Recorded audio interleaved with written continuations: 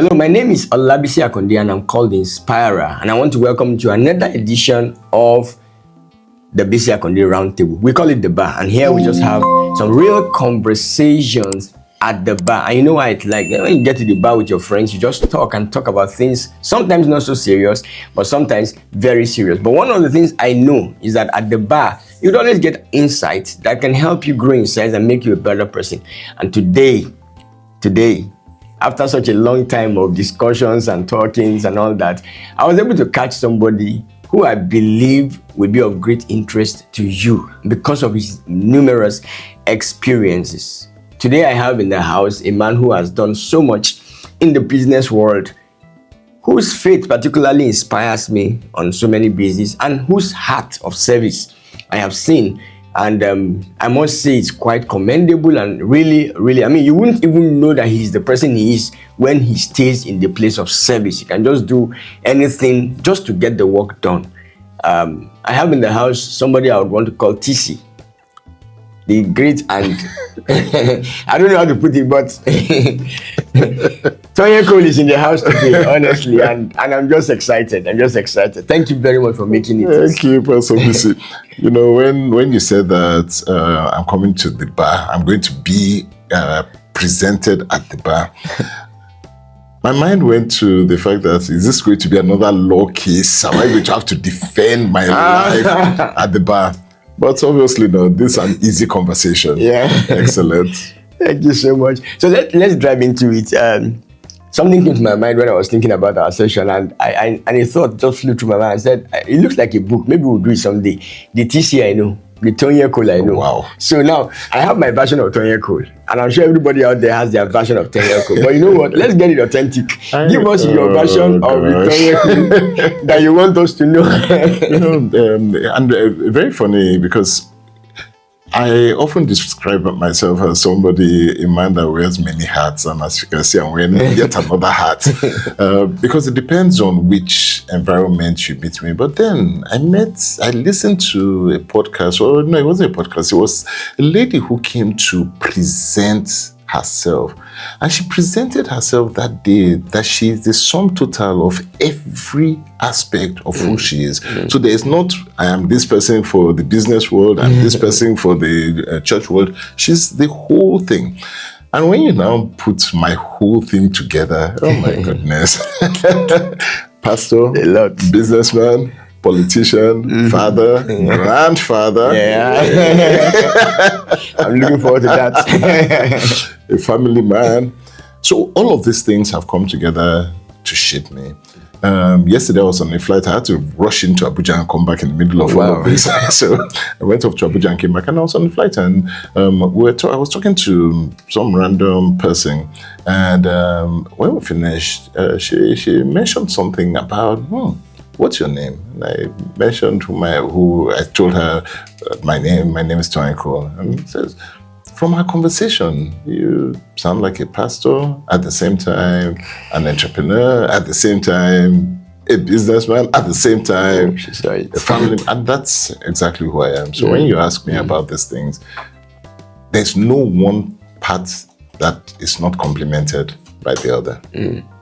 Amazing. I'm sure you're picking some stuff from what he's already saying. I mean, sum total. So every day you're actually giving a story. Every day you are telling a part of you. Every day you're communicating your part. So I like that the fact that you talked about the family man and how that you met somebody. So that brings me to my question on relationships and how we relate. I think that today, in the world of life today, people are missing out a lot when it comes to relationship. So I know that you have had several because of the various experiences that you've had. So talk to us on a general note about the matters of relationship. That's a really interesting question when you talk about relationships and my view of relationships, because I think relationships has changed a lot in this nearly 6 decades that I have been alive. I was speaking to a young mentee of mine. I think she just turned 40, and she used to work with me in Sahara, had left, her father died, and we were talking. I said, "What are you doing now?"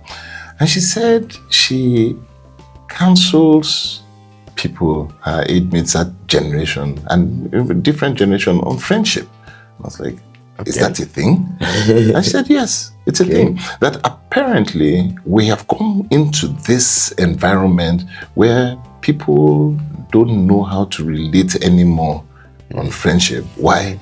Because a lot of electronic tags, friend on Facebook, friend on Instagram, friend on this. It's a bit strange to me. I don't know those kind of friends. But when we talk about relationships, that's what you see. You see today that meaningful relationships are personal to you. Meaningful relationships means that you have to have contact, touch, feel. You're one-on-one with the person. And that's what I have found over the years that makes sense. Relationships, to me, have been the foundation for success in business. It's been the foundation for success at home. It's been the foundation for success in the church.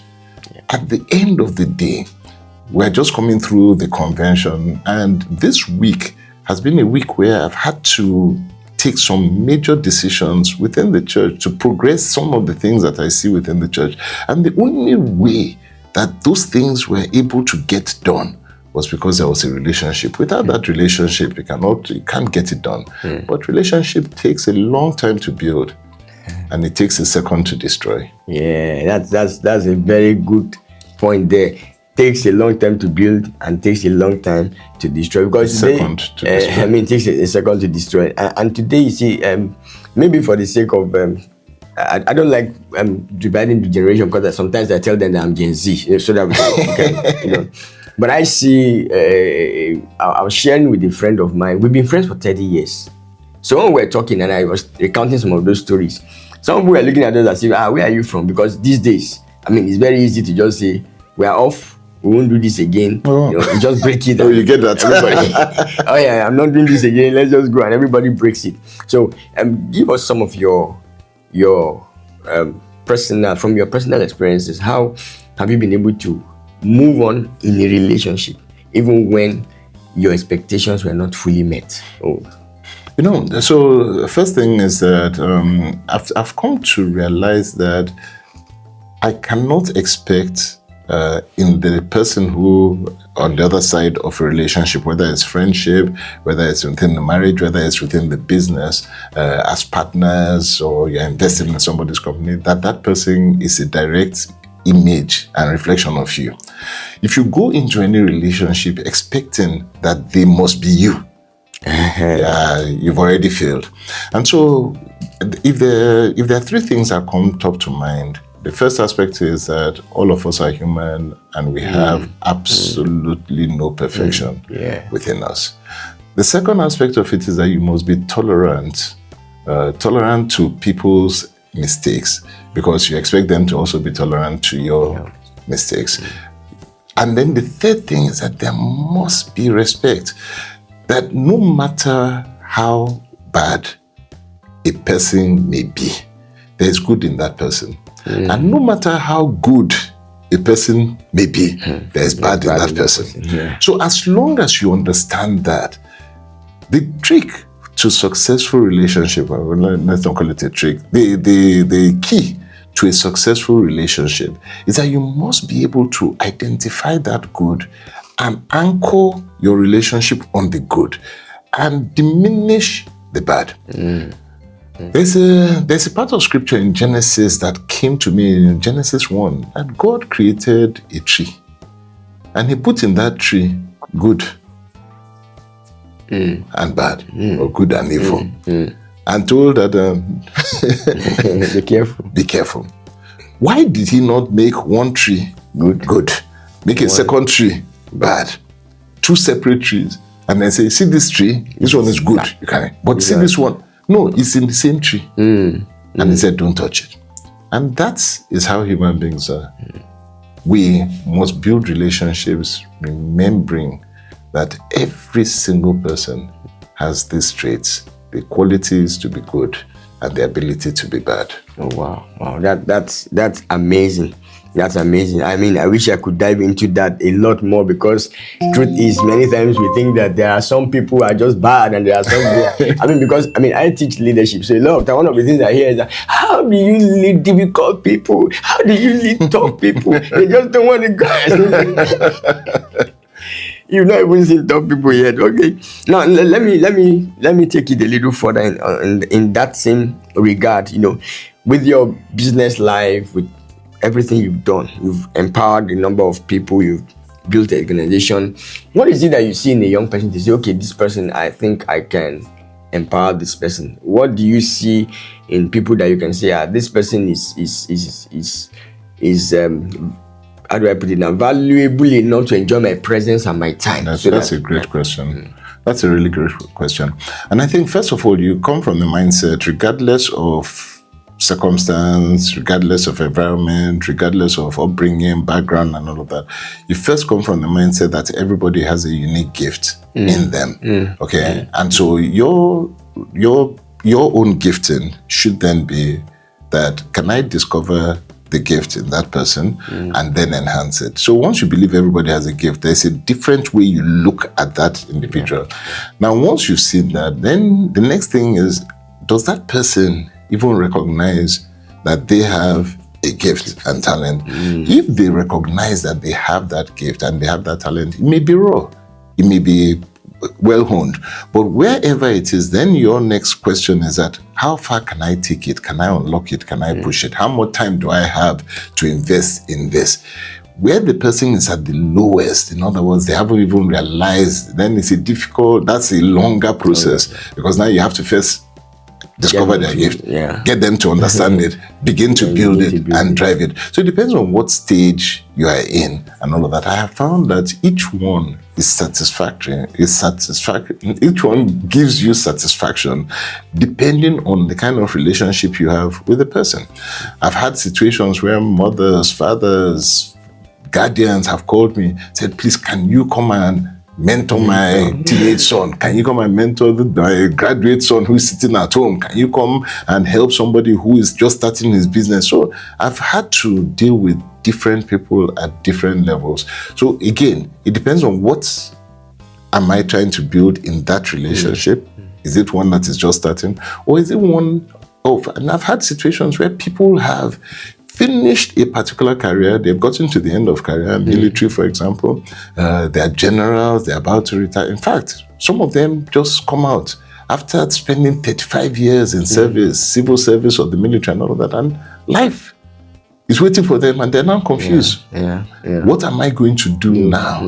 I was not prepared for this, and now you have to bring them in. So I would say it depends on what has been presented before me in the individual, and where, if it's a business that I'm looking to invest, how far have you gone, and all of that. So I like that. I like the fact that, the gift is very, very important. Oh, it is. Sometimes, this is the follow-up question, sometimes people want to empower us, but they end up controlling us. What's the difference? And how do we keep ourselves from that position of, I want to empower somebody, but at the end of the day, I just find out that what I'm actually doing is controlling the person. I think that I've seen it personally, I think I've seen that both in the business and the political world, where somebody now becomes subservient simply because, and my thought was, I want to empower the person, but I have shifted and I didn't find that. That's, so first of all, for me to fully appreciate that question, I had to try to put myself in the position of the person who has gone to seek help. Oh, this is what I want. I have this idea and all of that. And then I find that I am now being controlled and micromanaged by the person who was meant to give me freedom. I don't like micromanaging. So when I see it happen to me, it's not, when I was much younger, maybe it's a bit more difficult today for anyone to micromanage me. So I don't like it. I think people should be given the freedom to express themselves and all of that. So to then answer your question, the kind of people who end up micromanaging and controlling and all of those, usually their character is one that they're either not patient, they don't trust, they don't see things work as quickly as they want it to work and all of that. And so the patience to mentor and build and lead people and allow them to learn, making some errors and mistakes is not there. And so you would have to understand the kind of character that you're dealing with. Some people are good to push things through. They want things done quickly. They're red characters. They take no message. They just push, and you'll find that a lot of times those kind of people micromanage. So again, it's understanding the character of the person that you are dealing with. So if I hear you correctly, whether you want to empower somebody, you want to be empowered by somebody, you've got to check the character, because that's the real thing. Absolutely. So this might be a little bit uncomfortable question, but I know that you are comfortable with uncomfortable, so no problem. So fire away. Now, success changes the way people see us. Absolutely. Success also changes the way we see people and probably the way we see ourselves. So for TC, the question is, what has success taught you about yourself that you didn't know before? I think the first aspect of it is that if you don't learn humility very quickly, success is able and very quickly will destroy you. I can't remember whether I read it or I experienced it or I saw it somewhere, that if there are two, maybe I read it, if there are two things that will expose the character, and back to this issue of character, the character of any individual, two things will quickly expose it: money and power. You put money and power in the mix of anybody, you will then understand who their true character is. Doesn't matter whether you're a gate man or you're a CEO. If the ability, ego, and pride are in you, put money, it will be worse. Put power, you will see, do you know who I am? Character, sure. All right. So success for me has been a battle of ensuring that you balance your rise in success with your ability to debase and be humble. If humility does not come as a mix, Bisi, you will destroy. You will implode. So that's it. So for me, success has taught me humility. Okay. So, follow-up question. Attitude comes to play. That's basically, talking about humility here, and sometimes the greatest fear I've had is you getting top success. You have reached the peak, so to speak, and then one strain of attitude just comes and it's like a bigger level of public disgrace. Let me put it that way. So, how do you manage? Or how do you manage yourself within that mix of, okay, fine, this is a bad situation, and I know that of course you can't succeed without so many bad situations here and there. So this is a bad situation, this is my attitude, and this is a good situation, this is my attitude. Where have you seen those miscomes with your experiences? I think it still boils down whether it's attitude, character, they still they come together. As you were asking the question, I was thinking of a scenario where once you get, the more you get in terms of position, in terms of wealth, in terms of responsibility, the harder you are tested. And many times you come to this position where you think that you've already, I already conquered this aspect of life. Then the Bible says I should be careful lest you fall. And I remember that there was a time when I was in NIPS in Kuru, and this is a high level policy think tank, in fact, it is the highest level policy think tank in Nigeria. And prior to that, I thought that I could not get to a position where somebody can push me so hard that I would ever get angry again. I thought I had left that situation a long time ago.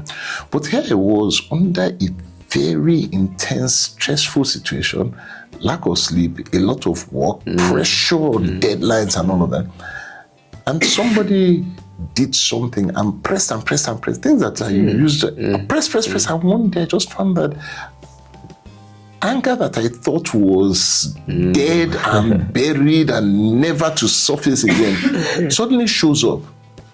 And when it showed up, I had to check myself. And I left the group and walked out. This was maybe at midnight or something. And I had to go and walk and calm down and come back. I remember one of my colleagues, she had watched this whole thing happen and they told me to be very calm. I said that she was surprised to see that this must have really gotten to you. What was the lesson then?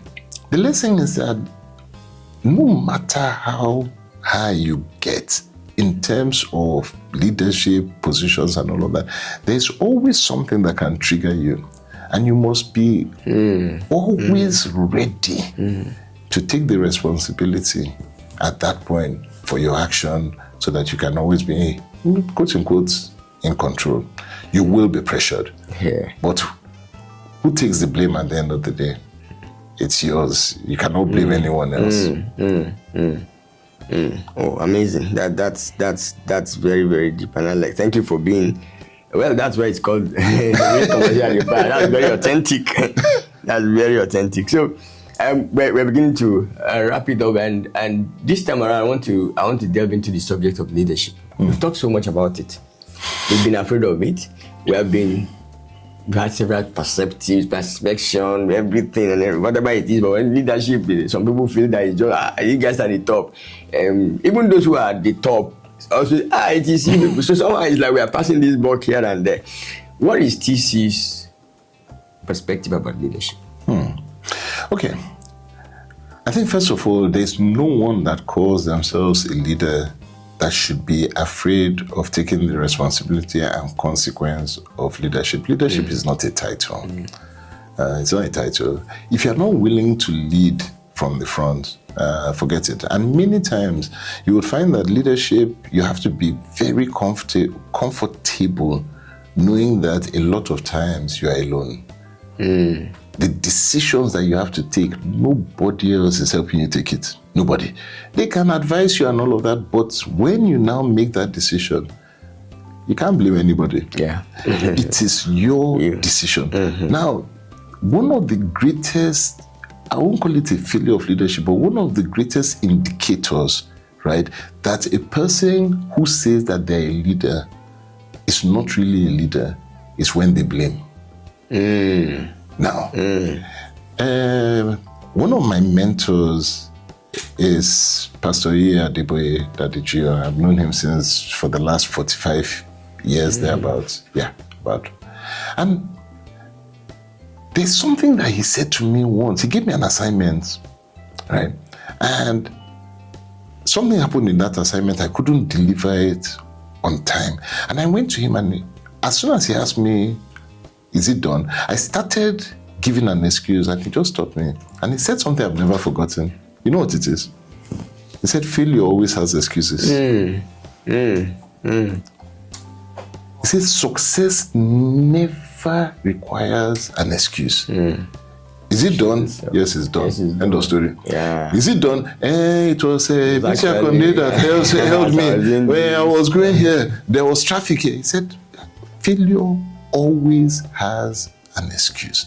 And that for me has been it's been the most profound leadership statement in my life. The minute I take on a responsibility, this is your responsibility. Don't come back with excuses. Don't. Oh, wow. I mean, you need to take that one down. Excuses and failure, they go together. Success, are you done? Siamese twins. Siamese twins that are locked like that. That's just it. So the moment you start, you have to explain away. As soon as you start, the minute an excuse starts coming in your mouth, you know you are failed.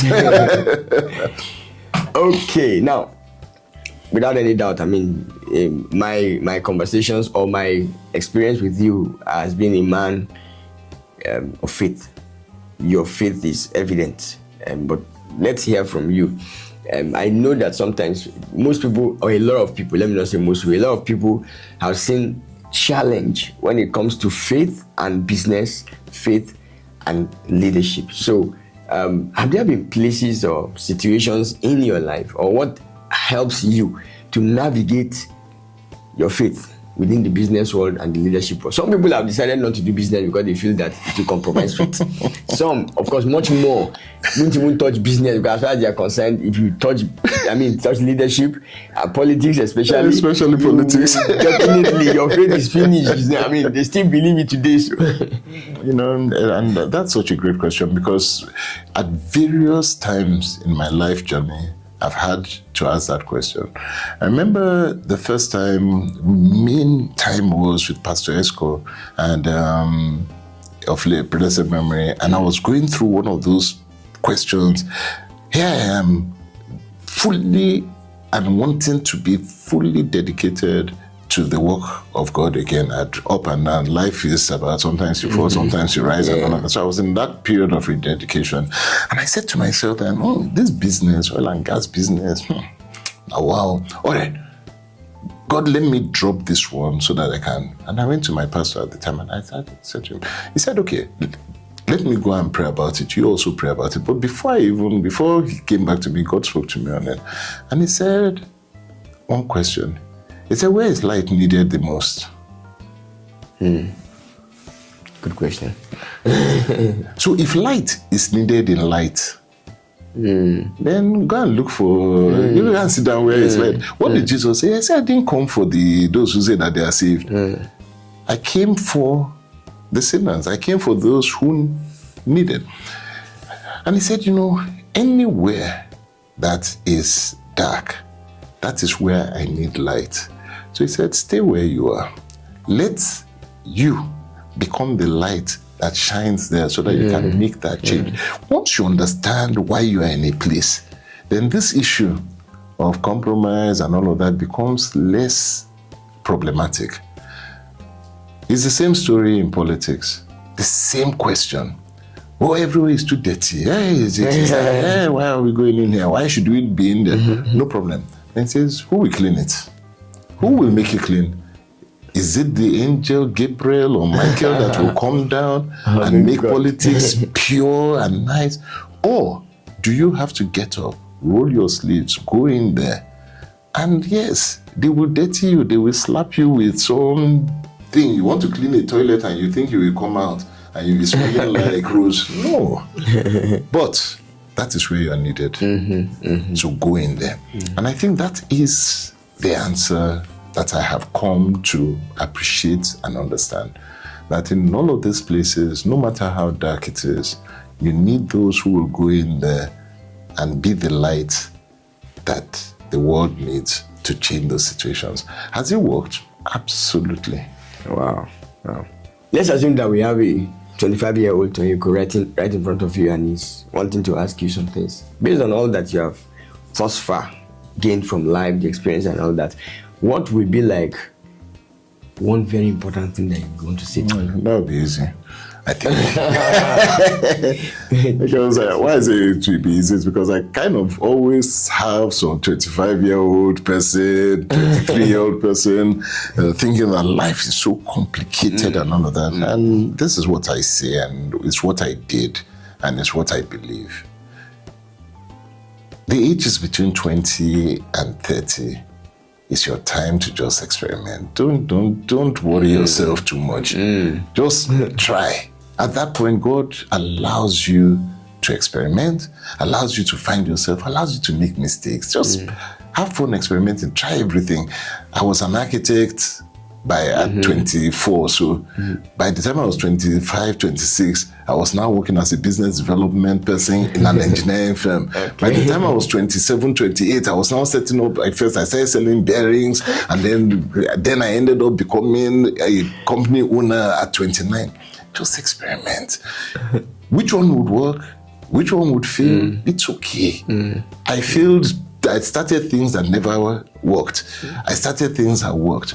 25 is for you to experiment. You're allowed. Go and discover who you are at that point. Don't be afraid of trying. Don't be afraid of failure. And please do not give a damn about what people say about your experience, your failure at that point in time, or your successes. Just Experiment and learn. 30 to 40 is more about now, okay, I've experimented a bit. I like this one. I like that one. Now let it begin to take shape. And again, it's okay. In that, you will drop the ones that you didn't like. You will pick on the ones that you like, and you start building on that. Wow. That is okay. 40 to 50 is for you to now solidify on what you've built. So you build in those periods. And you get to 50 years old and you're like, oh my goodness, okay, I've lived almost all my life now. I'm not sure whether I will live a bit more. People are dying around you. People are getting older. Yeah. And you start finding that you start thinking more now about how am I impacting? What am I doing? What's the legacy that I have and all of that? So I often say to the 25-year-old and all of that, you know what? 20 years, you think it's a long time. You think 40 is a long time. All right. So sit down now at 25. You're experimenting and all of that, but do me a favor. Write for me what you want to achieve by 40. You think it's long. In the next 15 years, 20 years, what do you want to achieve? And just write it down. I want a house. I want to be known. I want to travel the world. I want to just allow yourself to write it. And guess what we see? You'll be shocked. Do you know that every dream that you have, the dreams, the things that you write down that you think are impossible, that you write down between the ages of 20 and 30, you know that you achieved them in your life? Yeah, because they're... You may not even know how. The fact that you just wrote it down, that, okay, I want to, you know what, I want to travel to, you've never traveled, you've never left Nigeria before, but you write somewhere that, you know what, I want to visit every continent and I want to go to 10 countries. Before I die, guess what? Not only will you do the 10, you exceed it. I agree. So I always tell them, I said, dream. It does not cost you anything. Yeah, like that. Just dream it and you will be shocked. Once you have written, you've dreamt it, now I'm going to write it somewhere and keep it. Just pack it. 15 years later, bring what you have written and look at it and you'll be shocked. Yeah. You've achieved it. So that's what I tell them. Experiment. Don't be afraid. That's awesome, and I like that. Experiment. Don't be afraid. Do as much as you can. Find your hand to do, and because a lot of times, I don't know what I'm going to do with my life. Now you've heard it. Experiment. Experiment. Dream. So I want to a final question. I want you to put a challenge. This final or final? No, this is the final question. This is not even a question. I want you to challenge everyone that is watching. Give us one challenge that will help us to navigate, help us to whatever it is. Just one challenge, something that we can do between now and the next episode, and that can change the trajectory of our life, or at least give us a new perspective to life. So what I've found is that if you're going to achieve anything for yourself, how you think about yourself and how you think about your country is very important. So my challenge to you would be, A, who are you? What do you say about yourself? And B, your environment, what do you say about the country that you find yourself in? If you can change your mindset about who you are, and you can change your mindset about your country and what that country can do for you, you'll be amazed how far you would go. This same Nigeria has done everything for me. There's nothing that I am that Nigeria has not given to me and presented before me. If it can work for me, it can work for you. Oh, amazing. So it's up to you. Let's take that challenge on and let's see what we can do before we meet on the next episode of The Bar, Real Conversations. I'm sure you had a good time. I really wanted to go on and on and on, but of course, like I said, he's not a goldfish. This is platinum, so we can't take too much time, but at least we've got some very high level gem. Thank you again for coming. Thank you for giving me this time. Really appreciate it. Thank you. All good things must come to an end. Thank you, sir. And this has come to an end. So guys, see you at the next episode of The Bar with Bisi Akande the Inspirer. God bless you. We'll see you again soon. Bye.